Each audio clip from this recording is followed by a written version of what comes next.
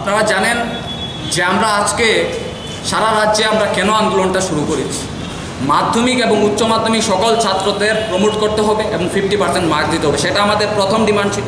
এবং প্রথম আন্দোলনটা শুরু করেছে কি আপনারা বিবেচনা করবেন, সেটাকে নিয়ে বিভিন্ন লিডার্সরা রাজনীতি করছে, তীব্র নিন্দা জানাই। ছাত্রদের জন্য লড়াই করছে, এখানে রাজনীতি করতে আসিনি। ছাত্রদের যে কোনো সমস্যায় আমাকে পায়, রাজনীতির জন্য আমরা লড়াই করি না। আমাদের মূল ডিমান্ড কী ছিল? অল স্টুডেন্টকে প্রমোট করতে হবে।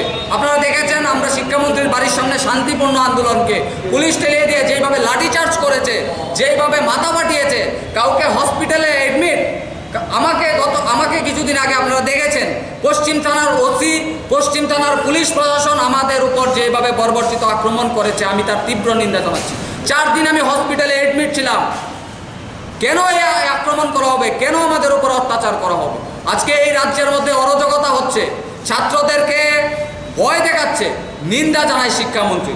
বলতে চাই অতি সত্বর ছাত্রদের উদ্দেশ্যে, ছাত্রদের যেটা ডিমান্ড, এই ডিমান্ডকে আপনারা সর্বাত্মকভাবে সফল করুন, না হলে কিন্তু আগামী কিছুদিনের মধ্যে কিন্তু বাধ্য হব ত্রিপুরা বন্ধ রাখতে।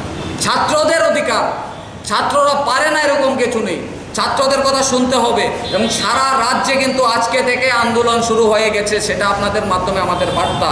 প্রত্যেকটা জেলায়, প্রত্যেকটা ডিস্ট্রিক্টকে আমরা কিন্তু চিঠি দিচ্ছি যে আমাদের ডিমান্ড অল স্টুডেন্টকে প্রমোট করুন। সেই দাবিকে সামনে রেখে আমাদের এই আন্দোলন, সেই দাবিকে সামনে রেখে আমাদের এই লড়াই, সেই দাবিকে সামনে রেখে আজকে থেকে এই আন্দোলন শুরু হয়ে গেছে।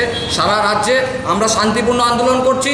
পুলিশ যতই বাধা হোক, পুলিশ যতই আক্রমণ করুক, আন্দোলন আরও ভয়ানক আকারে ধারণ করা হবে।